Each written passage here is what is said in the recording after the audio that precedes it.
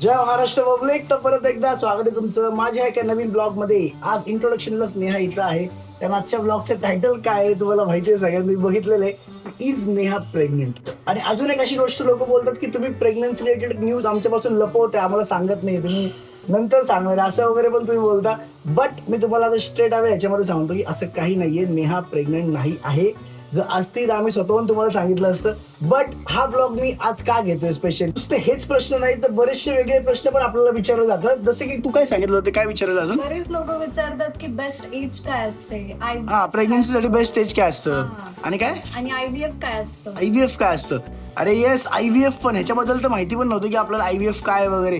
तर असं पण प्रश्न असतात की IVF बेबी हेल्दी असतात का नाही, किंवा IVF ची प्रोसेस सेफ आहे का नाही. बरोबर. सो हे सगळे प्रश्न असतात. आम्हाला कमेंट येतोपर्यंत माहिती पण नव्हतं की IVF काय आहे. मे बी तुम्हाला पण बऱ्याच लोकांना माहिती नसेल. सो हे सगळ्या तुमच्या प्रश्नांचं उत्तर आपण एक्सपर्ट्स लोकांकडनंच घेणार आहे. सो आम्ही आज तिकडे चाललेलो आहे. कुठे चाललोय तर आम्ही चाललोय oasis फर्टिलिटीला.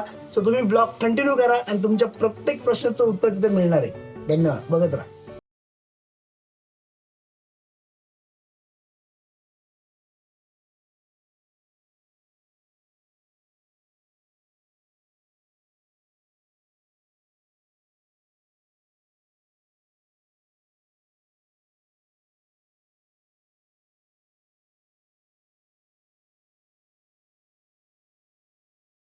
High Aditya. Yes, hi. Hi Neha. Hi, please come. So finally आता इथे पोचलेलो आहे. आणि जे मी तुम्हाला म्हणालो होतो की एक्सपर्ट्सला मी भेटणार आहे. सो ते एक्सपर्ट्स आता माझ्या समोर आहेत. सो त्यांच्याशी आपण आता गप्पा मारू. Hello doctor Nilesh. First of all thank you so much जो तुम्ही आम्हाला इथे आता टाईम दिला आहे. This is Neha, my wife. Hello. Hi Aditya. Hi Neha. Welcome to Oasis fertility. Yes, thank you so much. पहिलं तर इथे का आलो एक शॉर्टमध्ये तुम्हाला सांगतो की Yes. आमच्या व्लॉग्समध्ये बरेचसे असे क्वेश्चन्स लोक विचारतात ज्याचे एक्सपर्ट प्रमाणे उत्तर तुम्ही देऊ शकता असं आम्हाला वाटतं, जसं आम्हाला प्रत्येकाने सांगितलं. सो आम्ही आत्ता इथं आलेलो आहे आणि तोच एक क्वेश्चन आपण आज तुम्हाला इथे विचारणार आहोत. आणि जे लोकांना पण आपले जे व्लॉग्स बघतात त्यांना पण त्यांच्या प्रश्नांची उत्तरं मिळतील असं मला वाटतंय. I try. Yes, thank you. So first तर मला असा प्रश्न आहे, बेसिक एकदम पहिल्यापासून स्टार्ट करतो की प्रत्येक मुलीचं एक स्वप्न असतं आई होण्याचं. सो एक राईट एज काय, म्हणजे प्रेग्नन्सीसाठी किंवा ह्याच्यासाठी एक राईट एज काय असू शकते? मला असं वाटतं आज भारतामध्ये एक आयरनी ऑफ लिव्हिंग चालू आहे. We are following west blindly. आपल्या गोष्टी तशा नाही आहेत वेस्टसारख्या. सो महिलांमध्ये आणि पुरुषांमध्ये फर्टिलिटी थोडीशी लवकर डिक्लाईन होते एशियन पॉप्युलेशनमध्ये, आणि वी आर एशियन्स. सो त्याच्यावरती अभ्यास झालेला आहे की फर्टिलिटी साधारण एक 4 ते 5 वर्ष आधी डिक्लाईन व्हायला लागते. सो परदेशामध्ये सांगितलं जातं की 35ला फर्टिलिटी डिक्लाईन होते. आपल्या इथे ते प्रमाण 30-32लाच व्हायला लागतं. सो ते जर आपण कन्सिडर केलं तर आयडियली चाइल्ड बिअरिंगचं एज अराउंड 30 तरी पाहिजे, आणि त्यासाठी मग मॅरेजचं एज त्याप्रमाणे ॲडजस्ट केलं पाहिजे. So I feel 30 would be the maximum, or the around 30 marriage would be a great idea. So तुम्हाला वाटतं की मेन कॉजेस काय आहेत की आता हे जे प्रॉब्लेम्स लोक फेस करतात ह्याचे मेन कॉजेस काय असू शकतात? आपण वेस्टर्न वर्ल्डला ब्लाइंडली फॉलो करतो आहे, त्याच्यामध्ये करिअर ओरिएंटेड आपण झालेलो आहे, त्याच्यामध्ये हरकत काही नाही आहे. पण आपण पूर्णपणे आपल्या स्वतःकडे दुर्लक्ष करणं पण चुकीचं आहे. त्यामुळे एकदा आपण फर्टिलिटी टेस्टिंग करणं या पिरियडमध्ये गरजेचं आहे. सो करिअर आहे, ब्लाइंडली आपण डाएटरी फॅट्स फॉलो करतो आहे, राईट, रिफाईंड फूड खातोय, एक्सरसाइज अभावाने करतोय, आणि या सर्व गोष्टींमुळे प्लस ॲडिक्शन्स आहेत. पिअर प्रेशर आहे, पिअर प्रेशरमुळे ॲडिक्शन्स आहेत. या सगळ्या गोष्टी ओव्हरऑल फर्टिलिटी कमी करतायत, आणि त्यामुळे low sperm counts, low sperm motility हे मेल्समधले प्रॉब्लेम सुरू झालेत. महिलांमध्ये एज इन्क्रीज झाल्यामुळे फर्टिलिटी डिक्लाईन, एग नंबर कमी होणे, या सगळ्या गोष्टी सुरू झालेल्या आहेत. त्याचबरोबर काही इन्फेक्शन्स असतील तर इन्फेक्शन्समुळे गर्भाशयाचे इन्फेक्शन होणे, ट्यूबल इन्फेक्शन्समुळे ट्यूब्स बंद होणे, PCODचं प्रमाण वाढतं आहे. PCODबद्दल आपण ऐकतो. सो त्याच्यामध्ये पिरियड्स इरेग्युलर होतात, हॉर्मोनल इम्बॅलन्सेस होतात. या सर्व गोष्टींमुळे एग्सचं फंक्शनिंग किंवा ओव्हरीजचं फंक्शनिंग स्लो डाऊन होतं. ओव्हरीज, युट्रस, फॅलोपियन ट्यूब्स हे 3 ऑर्गन्स महिलांमध्ये इम्पॉर्टंट आहेत. ह्या तिन्ही लेवल्सला एफेक्ट होऊ शकतं आणि त्याच्यामुळे इन्फर्टिलिटी होऊ शकते. आणि पुरुषांमध्ये स्पर्म काउंट, मोटिलिटी, मॉर्फॉलॉजी म्हणजे स्पर्मचा शेप, ह्या 3 गोष्टी इम्पॉर्टंट आहेत. सो ह्या दोन्ही गोष्टी इम्पॉर्टंट आहेत. आणि आपण जर प्रमाण बघितलं की स्त्री पुरुषांमधलं वंध्यत्वाचं, तर 1/3 केसेसमध्ये पुरुषांमध्ये प्रॉब्लेम्स असतात, 1/3 केसेसमध्ये स्त्रियांमध्ये प्रॉब्लेम्स असतात आणि Okay. 1/3 केसेसमध्ये दोघांमध्ये प्रॉब्लेम्स असू शकतात. ओके, तुम्ही जे आता हे रिझन्स आणि जे कॉजेस सांगितले हे मी फर्स्ट टाइम ऐकलेत. लोकांना ह्याची पण एक जनजागृती झाली पाहिजे किंवा हे पण लोकांना समजलं पाहिजे की लाईफस्टाईल चेंजेसमुळे हे सगळे प्रॉब्लेम्स येतात आणि आपण ते कसं फॉलो केलं पाहिजे किंवा ह्याच्यावर सोल्युशन काय किंवा प्रिकॉशन काय घेतलं पाहिजे. सो डॉक्टर, आता तुम्ही एवढे सगळे रिझन्स दिले, Yeah. तर त्याची नॅचरल वे काय आहे सोल्युशन्स सोल्युशन? या सो बऱ्याच लोकांचा हा कॉमन प्रश्न असतो. So thanks for that question की नॅचरली आपण याच्यावरती कसे रेमेडीज फाइंड आउट करू शकतो. मला असं वाटतं prevention is the best cure. Right. So त्यामुळे आपण हेल्दी लाईफस्टाईल सिन्स चाइल्डहूड आणि सिन्स आपण ॲडल्टहूडमध्ये जेव्हा एंटर होतो ॲडोलेसंट एज ग्रुपपासूनच हेल्दी लाईफस्टाईल फॉलो केली गेली पाहिजे. So diet, exercise, sleep pattern, staying away from addictions, हे 4 सूत्री आपण व्यवस्थित फॉलो केली गेली पाहिजे. सो डाएटमध्ये you have a healthy diet, balance diet. आपला महाराष्ट्रीयन डाएट खूप चांगला बॅलन्स डाएट असतो, सो तो फॉलो करा. त्याच्यामध्ये high protein rich diet follow करणं गरजेचं आहे. आजकाल आपण फास्ट फूड बघतो, बऱ्याचशा फास्ट फूड्समध्ये मैदा असतो, which is a refined flour. Refined फ्लोअरनी ग्लुकोज इंटॉलरन्स किंवा PCODचं प्रमाण वाढण्याची शक्यता खूप जास्ती असते. त्यामुळे ते डाएट्स आपण रेस्ट्रिक्ट ठेवले पाहिजेत. कधीतरी खाल्लं पाहिजे, पण it should be restricted.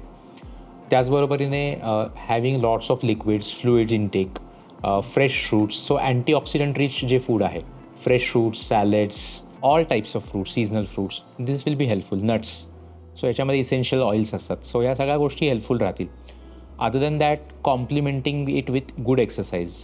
So cardio respiratory exercise around 30 to 45 minutes every day and supplementing it with muscle strengthening and yoga. So ह्या दोन्ही गोष्टी गरजेच्या आहेत एक्सरसाइज फॉर्ममध्ये. कारण PCOSच्या पेशंटमध्ये फक्त योगा करून उपयोग नाही, फक्त मसल स्ट्रेंथनिंग करून उपयोग नाही, कार्डिओ रेस्पिरेटरी एक्सरसाइज पण इम्पॉर्टंट आहे. सिमिलरली इवन मेनमध्ये पण both types of exercise important आहे. हेवी मसल बिल्डिंग किंवा हेवी वर्कआउटनी कधी कधी स्पम काउंट्स लो होऊ शकतात. सो एक्स्ट्रीम नाही केलं पाहिजे कुठली गोष्ट. सो मॉडरेशनमध्ये केलं पाहिजे. त्याचबरोबरीने adequate sleep. So 7 to 8 hours of a good sleep is important to maintain your hormones natural. आणि त्याबरोबरीने स्टेईंग अवे फ्रॉम ॲडिक्शन्स, जे आता खूप इझियर झालं आहे, इझियर अवेलेबिलिटी झाली आहे, पीअर प्रेशर आहे. Smoking is the worst addiction to have, which hampers your sperm motility, sperm morphology and हा काउंट्स. पॉईंट आपण हायलाईट केला पाहिजे सगळ्यांसाठी. या अँड फिमेल्समध्ये पण एक काउंट कमी होतो. I can see college going girls smoking or young female smoking. So त्यावेळी असं सांगावं असं वाटतं, get your egg reserve tested once, म्हणजे तुमचे एक काउंट टेस्ट करून घ्या. मी prevention is better than cure म्हटलं, त्याच्यामध्ये हा एक पॉईंट खूप इम्पॉर्टंट आहे की आपण आपलं फर्टिलिटी टेस्ट केलं पाहिजे between the age of 25 to 30. भलेही तुम्हाला मॅरेजला लेट होणार असेल, पण या दरम्यान तुम्ही फर्टिलिटी स्पेशलिस्टला भेटून फर्टिलिटी टेस्ट करू शकता. Simple test. हा सगळ्यात इम्पॉर्टंट पॉईंट आहे मला असं वाटतं ह्या पूर्ण व्हिडिओमध्ये. आपल्या याच्यामध्ये आत्ता जस्ट जो सरांनी सांगितला आणि तो तुम्ही सगळ्यांनी खूप सिरियसली घेतला पाहिजे असं मला वाटतं. 1/3 केसेसमध्ये मेन पण इनफर्टिलिटीसाठी रिस्पॉन्सिबल असतात. इनफर्टिलिटी म्हणलं की आपण एक वाटतं की वुमनच रिस्पॉन्सिबल आहे असं बऱ्याच लोकांना एक समज येत असा. राईट. सो मेन पण त्याच्यामध्ये असतात. तर ह्याचे पण काय कॉजेस आहेत, राईट, मेन कॉजेस काय? येस. सो बऱ्याच वेळेला अजून 21व्या शतकामध्ये आपण आहोत तरीसुद्धा महिलांना रिस्पॉन्सिबल ठरलं जातं की प्रेग्नन्सी होत नाही आहे. पण 1/3 केसेसमध्ये मेन रिस्पॉन्सिबल आहे आणि रेस्ट 1/3 केसेसमध्ये दोघं रिस्पॉन्सिबल आहे. म्हणजे ऑलमोस्ट 40 to 50% केसेसमध्ये मेन रिस्पॉन्सिबल आहेत इन्फर्टिलिटीसाठी. 40 to 50% केसेसमध्ये, ऑलमोस्ट हाफ केसेसमध्ये. सो यामध्ये low sperm count, low sperm motility, morphology, आणि त्याचे जर आपण रिझन जाऊन बघितले तर इन्फेक्शन्स, ट्रॉमा किंवा टेस्टिसमध्ये काही स्वेलिंग आहेत, ब्लड वेसल्स डायलेटेड आहेत, या काही गोष्टी आहेत, हॉर्मोनल इम्बॅलन्सेस आहेत, सेक्शुअल डिस्फंक्शन्स आहेत, त्याच्यामुळे देखील कधी कधी मेनमध्ये इन्फर्टिलिटीचा प्रॉब्लेम असतो. या सर्वांबरोबरच झिरो स्पर्म काउंट किंवा अझूस्पर्मिया हे पण एक रिझन आहे पुरुषांमध्ये इन्फर्टिलिटीचं. आणि हे खूप डिस्ट्रेसिंग सिम्पटम आहे. स्पर्म काउंट जेव्हा चेक केला जातो आणि अगदी झिरो स्पर्म काउंट आहे, पण आज OSSमध्ये आम्ही अशा पेशंट्सला सुद्धा ट्रीट केलेलं आहे. आणि it is not end of the world. We can find the reason behind it आणि त्याचं सोल्युशन पण मिळू शकतं. फक्त एक्झॅक्ट रिझन मिळालं पाहिजे. सो डॉक्टर, तुम्ही झिरो स्पर्म काउंट बोलले, मग झिरो स्पर्म काउंट असेल तर how can they have a baby? या एक्झॅक्टली. सो हाच प्रश्न बऱ्याचशा पुरुषांच्या मनामध्ये असतो की झिरो स्पर्म काउंट आहे, that's the end of the world. पण तसं नाही आहे. आपण एक्झॅक्ट रिझन फाइंड आउट करू शकतो. काही वेळेला रिझन हॉर्मोनल इम्बॅलन्समुळे असतं, सो आपण हॉर्मोन सप्लिमेंट करून ट्रीटमेंट करू शकतो. काही वेळेला ऑब्स्ट्रक्टिव्ह अझूस्पर्मी असतो. सो स्पर्म्स बाहेर येण्याच्या रस्त्यामध्ये कुठेतरी ऑब्स्ट्रक्शन असतं. सो ते रिलीज करून किंवा डायरेक्टली स्पर्म्स टेस्टिसमधनं घेऊन सुद्धा आपण प्रेग्नन्सी अचीव्ह करू शकतो. आणि थर्ड केस आहे की जिथे नॉन ऑब्स्ट्रक्टिव्ह अझूस्पर्मी आहे, म्हणजे टेस्टिसमध्ये मुळातच स्पर्म कमी बनतात. सो अशा केसेसमध्ये आमच्याकडे ॲडव्हान्स टेक्निक आहे मायक्रोटेसे नावाचं, ज्याच्यामध्ये दुर्बिणीखाली आपण ट्यूब्स आयडेंटिफाय करू शकतो ज्या स्पर्म्स बनवत आहे, आणि त्या ट्यूब्स काढून आपण त्याच्यातनं स्पर्म्स शोधू शकतो आणि ते पुरुष स्वतःचं बायोलॉजिकल चाइल्ड अचीव्ह करू शकतात with the help of IVF ICSI. Okay, so थोडक्यात या सगळ्या गोष्टींचं सोल्युशन इथे मिळेल, आपलं ओएसिस मध्ये मिळेल हे तर कळतंय. सो डॉक्टर, आतापर्यंत तुम्ही जे सांगितलं, आता असं आहे की आता नॅचरली कपल ट्राय करतायत, तर किती पॉईंटपर्यंत किंवा केवढ्यापर्यंत ते ट्राय केलं पाहिजे किंवा त्याच्यावरती काय सोल्युशन आहे? सो बेसिकली नॅचरल ट्राय करून प्रेग्नन्सी राहत नाही आहे असं आपण वर्षभर ट्राय करू शकतो. की नॅचरली ट्राय केलं आहे, जेव्हापासून त्यांनी ट्राय करायला ॲक्च्युली सुरुवात केली आहे कन्सीव्ह करण्यासाठी, तिथपासून पुढे वर्षभर जर प्रेग्नन्सी राहिली नाही आणि ट्राय परफेक्टली नॉर्मल होता, सो त्या केसमध्ये त्यांनी डॉक्टरांचा हेल्प घेतली पाहिजे, सल्ला घेतला पाहिजे. आणि त्याला आपण इन्फर्टिलिटी किंवा वंध्यत्व म्हणतो, की 1 वर्ष ट्राय करूनही प्रेग्नन्सी राहत नाही. ओके, मग त्यांनी आधी कारणांचा शोध घेतला पाहिजे. सो आपण मगाशी कारणं डिस्कस केली, त्याप्रमाणे पुरुषांचे प्रॉब्लेम्स, स्त्रियांचे प्रॉब्लेम्स असू शकतात. आणि नॅचरल जर प्रेग्नन्सी राहत नाही तर आपल्याकडे सोल्युशन्स पण आहेत. सो काही वेळेला हॉर्मोनल इम्बॅलन्स असतो, तो आपल्याला लाईफस्टाईल मॉडिफिकेशननी किंवा काही औषधांनी ट्रीट करता येतो. काही वेळेला पुरुषांमध्ये प्रॉब्लेम असतो, ते पण काही वेळेला लाईफस्टाईल मॉडिफिकेशन आणि मेडिसिन्सनी आपल्याला ट्रीट करता येऊ शकतो. ह्याच्या पुढची स्टेप जी आहे, नेक्स्ट स्टेप, त्याला डायरेक्टली आपल्याला IVF किंवा फर्टिलिटीची ॲडव्हान्स ट्रीटमेंट घेण्याची गरज नाही आहे. मधले काही स्टेप्स असतात ते पण आपण फॉलो करू शकतो, ज्याला आपण इंट्रायुट्राईन इन्सेमिनेशन किंवा कृत्रिम वीर्यरोपण असं म्हणतो. सो सिमेन घेऊन आपण सिमेन प्रोसेस करून ते महिलांच्या वूममध्ये किंवा युट्रसमध्ये सोडू शकतो ओव्ह्युलेशनच्या दरम्यान, त्याला आपण IUI असं म्हणतो. सो ती एक ट्रीटमेंट आपल्याकडे अवेलेबल आहे. काही वेळेला गर्भाशयामध्ये काही दोष असेल तर आपल्याला डे केअर बेसिसवरती दुर्बिणीचे काही ऑपरेशन्स आहेत, ते आपल्याकडे ऑप्शन्स आहेत. आणि हे सगळं करून समजा सक्सेस मिळत नसेल, 3-4 वेळा IUI केलेला आहे किंवा नॅचरल ट्राय करून झालं आहे, हॉर्मोनल इम्बॅलन्स करेक्ट केला आहे, तरीसुद्धा प्रेग्नन्सी राहत नाही आहे, किंवा प्रॉब्लेम्स मोठे आहेत जसं की ट्यूबल ब्लॉक आहे किंवा गर्भाशयामध्ये मोठ्या गाठी आहेत किंवा अंडाशयामध्ये गाठी आहेत, खूप मोठे प्रॉब्लेम्स आहेत, त्या केसेसमध्ये आपण IVFला जाऊ शकतो. जिथे नॅचरल ट्राय फेल होतो आणि जिथे प्रॉब्लेम्स मोठे आहेत, अशा कंडिशन्समध्ये आपण IVF किंवा इन व्हायट्रो फर्टिलायझेशनकडे जाऊ शकतो. म्हणजे आपण स्टेप बाय स्टेप या गोष्टी फॉलो करतो याच्यामध्ये. एक्झॅक्टली. आणि पेशंट सेंट्रिक अप्रोच हा मला असं वाटतं की ओएसिसचा एक महत्त्वाचा अप्रोच आहे, की इंडिव्हिज्युअलाइज केअर. सो प्रत्येकाला आपण ब्लँकेट ट्रीटमेंट देत नाही, इंडिव्हिज्युअलाइज पेशंट केअर फॉलो करतो. ज्या पेशंटचा प्रॉब्लेम जसा असेल तसं आपण ट्रीटमेंट देतो. आणि डॉक्टर, तुम्ही आता बोलले की IVF प्रोसेस जी असते ती एक ॲडव्हान्स प्रोसेस आहे, पहिल्या वेगळ्या स्टेप्स फॉलो केल्या जातात, मग तिकडे आपण पोहोचतो. तर IVF प्रोसेस पण एक्झॅक्टली कसं वर्क करते? या सो आदित्य, आय थिंक आपण बरेच प्रश्नांची उत्तरं इथे दिली. सो मी तुम्हाला डायरेक्टली आमच्या लॅबमध्येच डेमॉन्स्ट्रेशन किंवा तुम्हाला दाखवतो आमची लॅब कशी आहे, जिथे आम्ही हे ॲडव्हान्स्ड IVF उपचार करतो. चला मग आपण लॅबमध्ये जाऊया. Okay, Aditya please come. So this is our andrology lab. Okay, ह्याच्यामध्ये आपण मोस्टली स्पर्म रिलेटेड सगळ्या गोष्टी हँडल करत असतो. सो सीमेन अनालिसिस, IUI साठी स्पर्म प्रोसेसिंग, IVF साठी स्पर्म प्रोसेसिंग, त्यानंतर सीमेन फ्रीजिंग. ओके, ह्याचं हे सगळं इक्विपमेंट आहे. सो प्रायमरी लेवलचं, बेसिक लेवलचं काम इथे होतं. ओके, म्हणजे बेसिक जे फर्स्ट स्टेज मधलं असं ते इथे होतं. Okay okay, yes. हे वेगवेगळ्या मशीन्स आहेत सगळ्या. या हे सगळ्या वेगवेगळ्या गोष्टी आहेत. तिथे सीमेन अनालिसिस चालू आहे, यू कॅन सी मायक्रोस्कोपवरती. Actually these are sperms. So this is how you see them under microscope. सो आता आपण IVF लॅबमध्ये आणि ऑपरेशन थिएटरच्या एरियामध्ये जाऊया. ओके, हा स्टराईल एरिया असतो.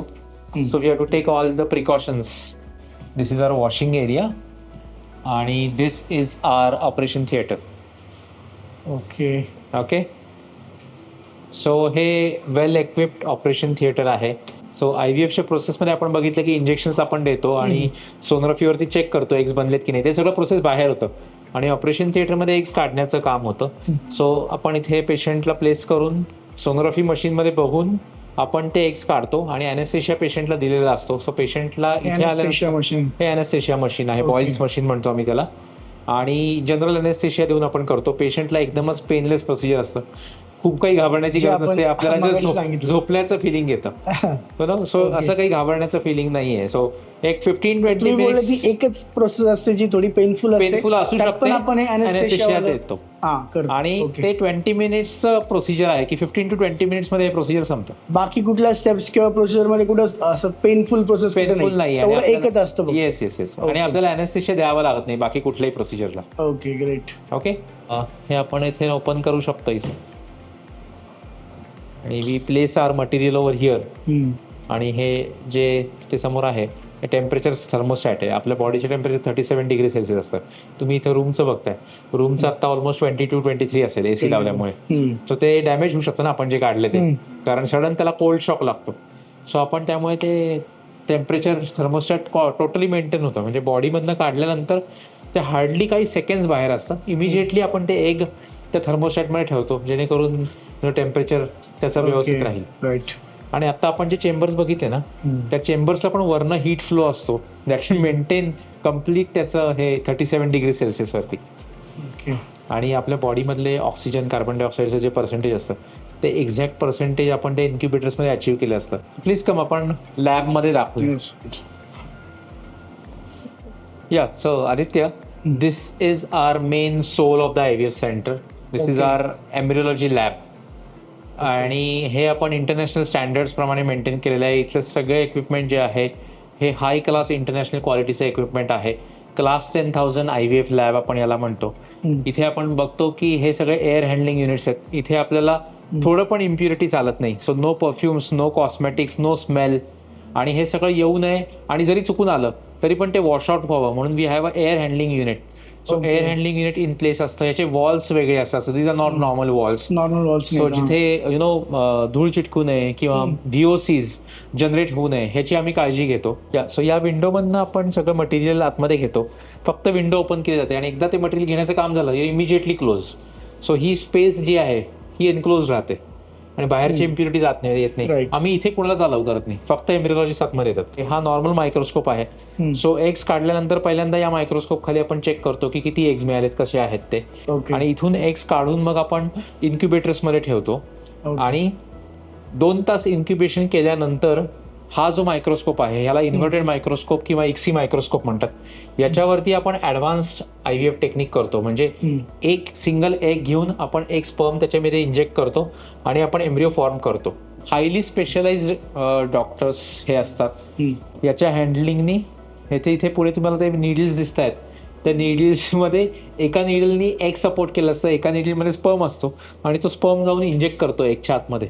हे खूप प्रिसिजननी होतं. आणि इथे आपलं एम्ब्रिओ फॉर्मेशन होतं आणि मग इथून आपण काढून याच्यामध्ये आपण इन्क्युबेटर्समध्ये ठेवतो. इथे these are our bench top incubators. इथे सर्क्युलर याच्यावरती आपण डिशेस ठेवतो काचेच्या. हे जे बेंच टॉप इन्क्युबेटर्स आहेत हे स्पेशलाइज्ड इन्क्युबेटर्स आहेत. यांचं कनेक्शन सेपरेट आहे. सो हे ॲडव्हान्स्ड आहेत की आपल्याला बऱ्याचशा पेशंट्सचं एकत्र ठेवल्यानंतर काय होतं की एखाद्या पेशंटचं बाहेर काढायचं आहे तर तिथलं टेम्परेचर गॅसेस लूज होऊ शकतात. सो इथे प्रत्येक पेशंटसाठी सेपरेट चेंबर असतो. So this bench top incubators आता ॲडव्हान्स्ड इन्क्युबेटर. जिथे हा एम्ब्रिओ जो आपण फॉर्मेशनला ठेवलाय baby, that baby will remain here for 3 to 5 days. इथे ग्रो होईल.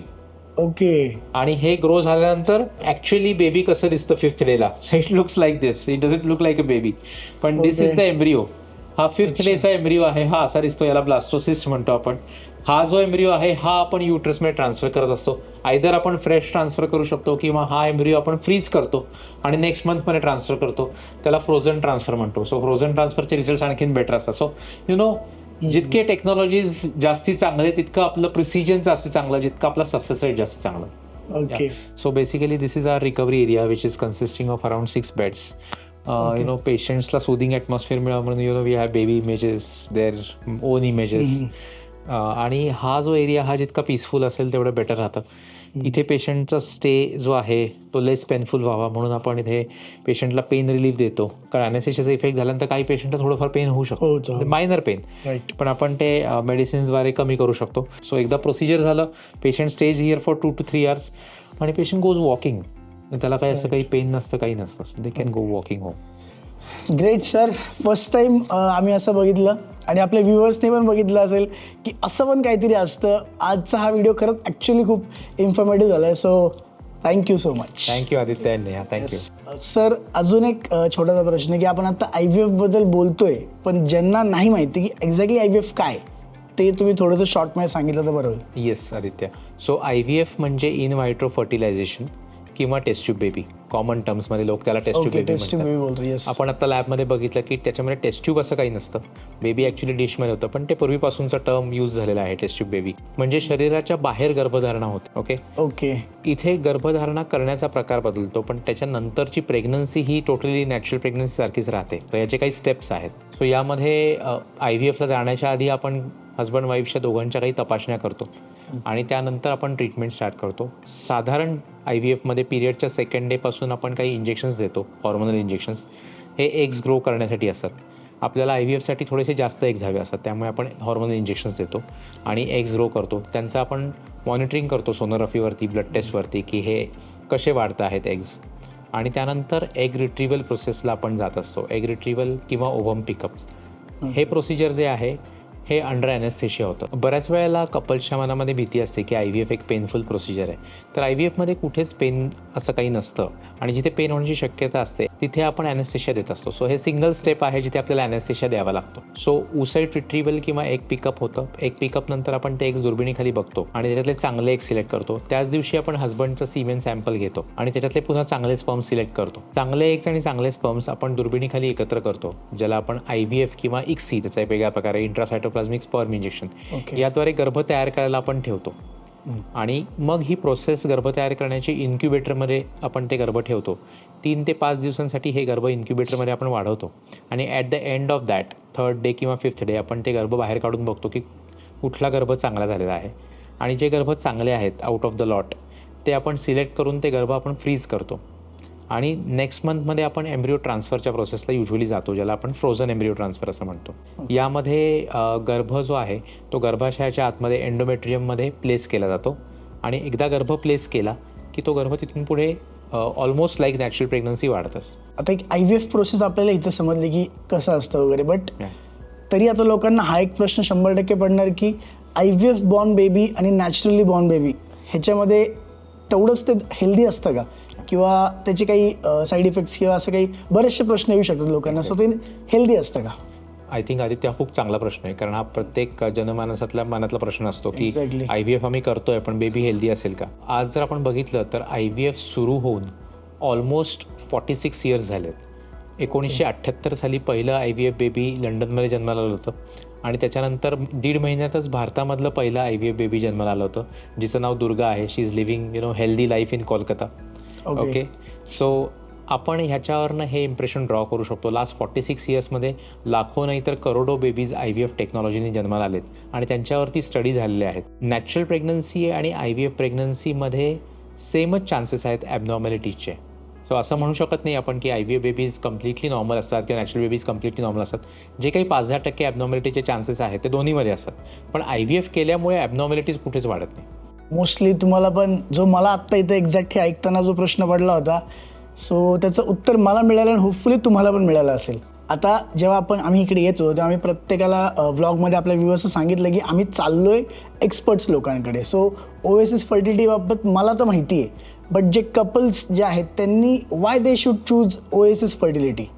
सो तुम्ही त्यांना सांगा की वाय. आम्हाला तर माहिती आहे बऱ्यापैकी, तुम्ही सांगा. आय थिंक आम्ही पेशंट फर्स्ट या अप्रोचनी आम्ही पुढे जातो. ट्रान्सपरन्सी, कंपॅशन आणि केअर या आमच्या क्वालिटीज आहेत. यामध्ये ट्रान्सपरन्सी खूप इम्पॉर्टंट आहे आणि पर्सनलाइज्ड पेशंट केअर खूप इम्पॉर्टंट आहे. सो प्रत्येक प्रोसेसमध्ये पेशंटला हे माहिती राहतं की आपल्यासोबत चालू काय आहे.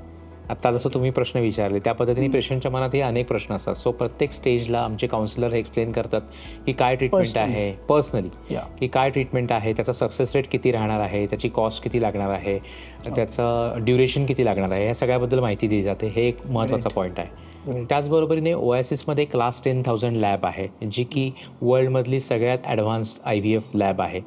याच्यामध्ये आपण सगळ्या ज्या टेक्नॉलॉजीज फॉलो करतो ह्या आपल्याला पुण्यामध्ये बसून कुठेही बाहेर परदेशात जाण्याची गरज नाही. IVFसाठी ॲडव्हान्स ट्रीटमेंटसाठी सर्वच ट्रीटमेंट्स आपण पुण्यामध्ये उपलब्ध करून देतो. आपल्या इथे शहरामध्ये उपलब्ध करून देतो. त्यामध्ये pre implantation genetic testing PGTA असेल, एंडोमेट्रियल रिसेप्टिव्हिटी IRA असेल, पुरुषांसाठी टेसे, मायक्रो टेसे या प्रोसिजर्स असतील.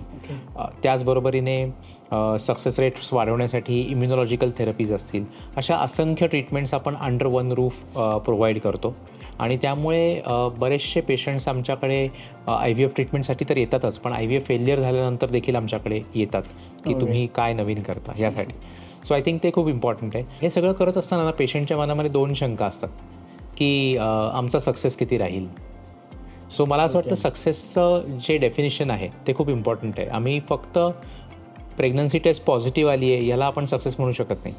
त्यांना 9 मंथ्स त्यांचं बेबी व्यवस्थित हँडल करून प्रेग्नन्सीमध्ये लाईव्ह बेबी, प्रॉपर जन्माला आलेलं बाळ, हेल्दी बाळ पाहिजे, सुदृढ बाळ. राईट. सो त्याला लाईव्ह बर्थ रेट आम्ही म्हणतो. सो ते खूप इम्पॉर्टंट आहे आणि OSSमध्ये आम्ही त्याच्यावरती विश्वास ठेवतो.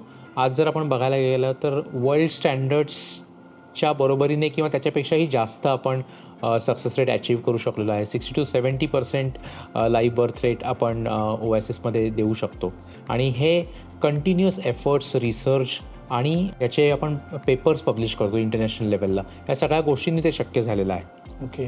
आणि हे सगळं करत असताना एक गोष्ट OSS आम्ही नेहमी फॉलो करतो की आजकाल फर्टिलिटी ड्रॉपिंग आहे.